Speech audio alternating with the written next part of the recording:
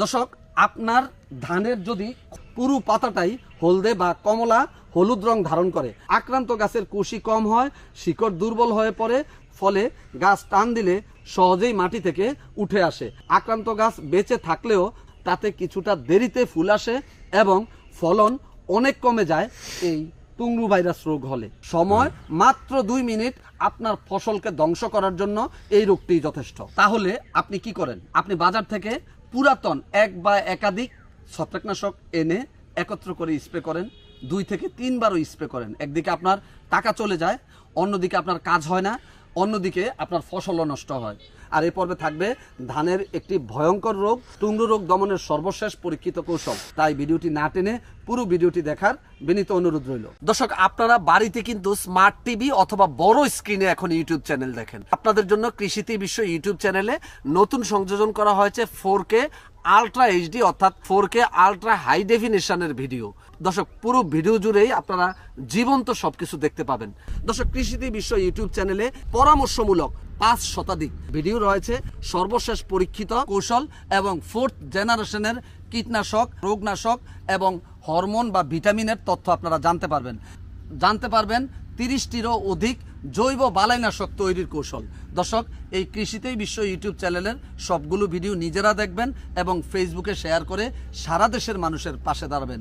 নিশ্চয়ই প্রত্যেকটি উপকারী পরামর্শ শেয়ার করা সদকাতুল জারিয়া। আসসালামু আলাইকুম, আমি মনিরুজ্জামান, উপসহকারী কৃষি অফিসার, বরুড়া, কুমিল্লা। দর্শক, আপনাদেরকে বাংলাদেশের প্রধান ফসল ধানের 15টি প্রধান ক্ষতিকর রোগ দমনের সর্বশেষ পরীক্ষিত কৌশল 15টি পর্বে জানিয়ে আসছি। এই 15টি পর্বে আপনারা জানতে পারবেন এই 15টি রোগের ক্ষতির লক্ষণ সাদৃশ্য এবং সর্বশেষ দমন ব্যবস্থাপনা। এই 15 পর্বের প্রথম পর্বে থাকবে ধানের রোগ ও রোগ বিস্তারের কারণ এবং রোগ নির্ণয় ও ব্যবস্থাপনার বিবেচ্য বিষয়। দ্বিতীয় পর্বে থাকবে ধানের শীত ব্লাইট বা ধানের খোলপোড়া রোগের সর্বশেষ পরীক্ষিত দমন কৌশল। তৃতীয় পর্বে থাকবে ধানের শীতরট বা খোলপচা রোগের সর্বশেষ পরীক্ষিত দমন কৌশল। চতুর্থ পর্বে থাকবে ধানের ব্রাউন স্পট বা ধানের বাদামি দাগ রোগের সর্বশেষ পরীক্ষিত দমন কৌশল। পঞ্চম পর্বে থাকবে ধানের টুংরু রোগের সর্বশেষ পরীক্ষিত দমন কৌশল। ষষ্ঠ পর্বে থাকবে ধানের উপরা রোগের সর্বশেষ পরীক্ষিত দমন কৌশল। সপ্তম পর্বে থাকবে বিএলএস বা ব্যাকটেরিয়াল লিপস্ট্রিক বা ব্যাকটেরিয়াজনিত পাতার লালচে রেখা রোগের সর্বশেষ পরীক্ষিত দমন কৌশল। অষ্টম পর্বে থাকবে সিডলিং ব্লাইট বা ধানের চারা পোড়া বা চারা ঝলসানো রোগের সর্বশেষ পরীক্ষিত দমন কৌশল। নবম পর্বে থাকবে ধানের একটি নতুন রোগ কলার ব্লাস্ট। আমরা ব্লাস্ট রোগ সম্পর্কে জানি, লিপ ব্লাস্ট, নোট ব্লাস্ট এবং নেক ব্লাস্ট, কিন্তু ধানে আরেক ধরনের ব্লাস্ট শনাক্ত করা হয়েছে, সেটা হচ্ছে কলার ব্লাস্ট। এই কলার ব্লাস্ট রোগের লক্ষণ এবং সর্বশেষ পরীক্ষিত দমন কৌশল থাকবে নবম পর্বে। দশম পর্বে থাকবে ধানের লিপ স্কেল বা ধানের পাতা ফোসকা রোগের সর্বশেষ পরীক্ষিত দমন কৌশল। 11তম পর্বে থাকবে ধানের ন্যারো ব্রাউন স্পট বা ধানের সরু বাদামি দাগ রোগের সর্বশেষ পরীক্ষিত দমন কৌশল। 12তম পর্বে থাকবে ধানের স্টেম রট বা ধানের কাণ্ড পচা রোগ দমনের সর্বশেষ পরীক্ষিত দমন কৌশল। 13তম পর্বে থাকবে ধানের ইউলো ডোয়ার্ফ বা ধানের হলদে বামন রোগের সর্বশেষ পরীক্ষিত দমন কৌশল। 14তম পর্বে থাকবে ধানের রুটনট বা ধানের শিকড়গিট রোগের সর্বশেষ পরীক্ষিত দমন কৌশল। 15তম এবং শেষ পর্বে থাকবে ধানের ফুটরট বা ধানের গোড়া পচা রোগের সর্বশেষ পরীক্ষিত দমন কৌশল। আজকে থাকছে পঞ্চম পর্ব, আর এই পর্বে থাকবে ধানের একটি ভয়ঙ্কর রোগ টুংরু রোগ দমনের সর্বশেষ পরীক্ষিত কৌশল। তাই ভিডিওটি না টেনে পুরো ভিডিওটি দেখার বিনীত অনুরোধ রইল। চলুন দর্শক, আমরা প্রথমেই জেনে নেই এই টুংরু রোগের কারণ। দর্শক, এই টুংরু রোগ হচ্ছে একটি ভাইরাসজনিত রোগ এবং এই রোগের বাহক হচ্ছে সবুজ পাতা ফড়িং। মাত্র 2 মিনিটে আক্রান্ত গাছ থেকে ভাইরাস সংগ্রহ করতে পারে এবং 2 মিনিটেই সে সুস্থ গাছে এই টুংরু ভাইরাস রোগটি ছড়িয়ে দিতে পারে। তাহলে একবার খেয়াল করুন, সময় মাত্র 2 মিনিট আপনার ফসলকে ধ্বংস করার জন্য এই রোগটি যথেষ্ট। তাহলে আপনাকে খেয়াল রাখতে হবে এই রোগের আক্রমণের প্রাথমিক উৎস কোথায়। দর্শক, এই রোগ আক্রমণের প্রাথমিক উৎস হচ্ছে আক্রান্ত ধান গাছ এবং আগাছা। অর্থাৎ আপনার জমিতে যদি টুংরু ভাইরাস আক্রান্ত গাছ থাকে এবং আপনার জমিতে যদি আগাছা থাকে, তাহলে আপনার জমিতে টুংরু ভাইরাস হতে বাধ্য। চলুন দর্শক, আমরা এখন জেনে নেই এই টুংরু রোগ চেনার উপায়। দর্শক, এই টুংরু রোগ প্রাথমিক অবস্থায় আক্রান্ত গাছের পাতায় লম্বালম্বি হালকা সবুজ বা হালকা হলদে রেখা দেখা যায়। পরে আস্তে আস্তে পুরো পাতাটাই হলদে বা কমলা হলুদ রং ধারণ করে। আক্রান্ত কচি পাতা হালকা রঙের হয় এবং পাতা মুচড়ে যায়।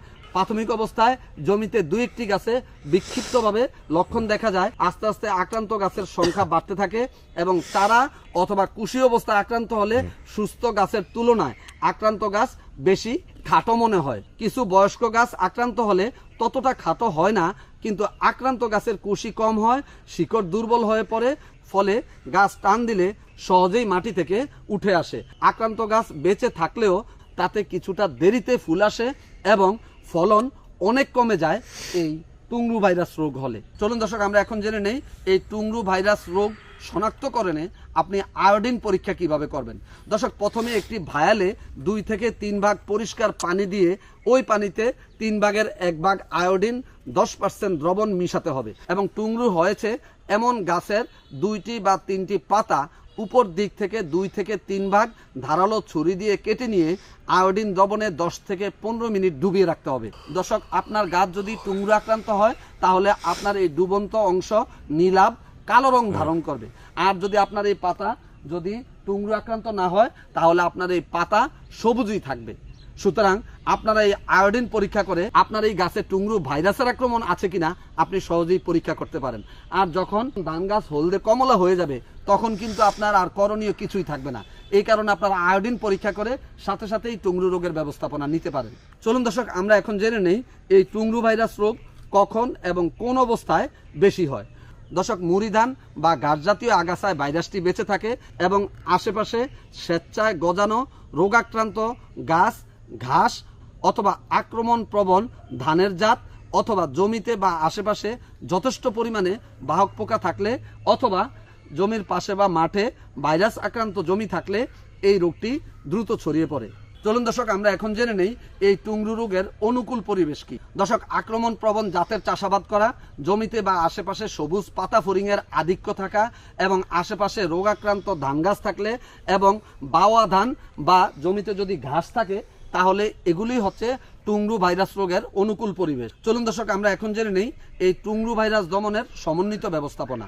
দর্শক, প্রতিরোধমূলক ব্যবস্থাই হচ্ছে টুংরু রোগ নিয়ন্ত্রণের একমাত্র উপায়। আপনার এলাকা যদি টুংরু ভাইরাস প্রবণ এলাকা হয় তাহলে আপনি টুংরু ভাইরাস সহনশীল জাত চাষাবাদ করবেন এবং টুংরু আক্রান্ত জমি বা এলাকায় বীজতলা করা থেকে বিরত থাকতে হবে। বীজতলায় বীজ বপনের 15 দিন পর এবং বীজতলা থেকে চারা উঠানোর 5 দিন আগে আপনারা 2 বার এই শোষক পোকা মারার কীটনাশক স্প্রে করতে হবে। বিশেষ করে মৌসুম অনুযায়ী স্প্রে করার সময়সূচিগুলিও আপনার জানা থাকতে হবে।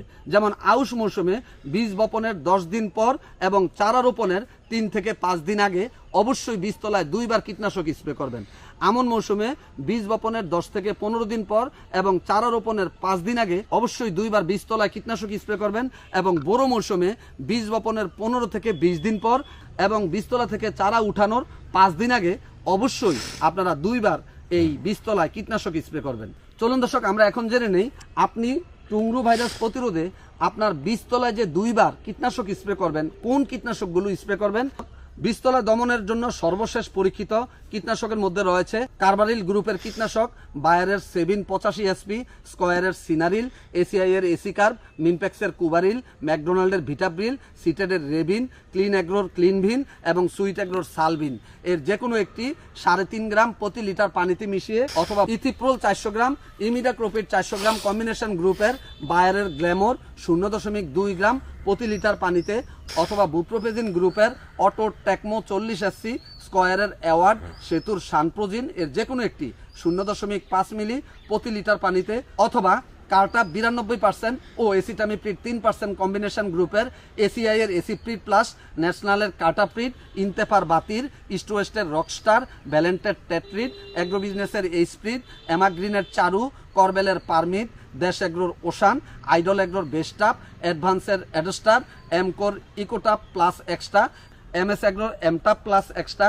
স্যাম্প লিমিটেডের কেয়াটন, ইউনিয়ন এগ্রোর চাবুক, সারফ এগ্রোর মোটিভ, ক্লিন এগ্রোর বাহাদুর, এথারটনের রাইডার প্লাস এক্সট্রা, প্রোগ্রেস এগ্রোর কাপ্পা, সুইট এগ্রোর এসিকার, রূপকপ কেয়ারের ফেটাল, এবিল এগ্রোর এবিলটা প্লাস, গ্রিন বাংলার ক্যাপ্রিড, সিডলিংকের প্রিমিটাপ, বাংলাদেশ এগ্রিকালচারালের বাইটাপ প্লাস এক্সট্রা এর যে কোনো একটি 0.3 গ্রাম প্রতি লিটার পানিতে মিশিয়ে বিকেলে পুরো বীজতলা ভিজিয়ে স্প্রে করে দিবেন এবং চারা উত্তোলনের 5 দিন আগে পুনরায় স্প্রে করবেন।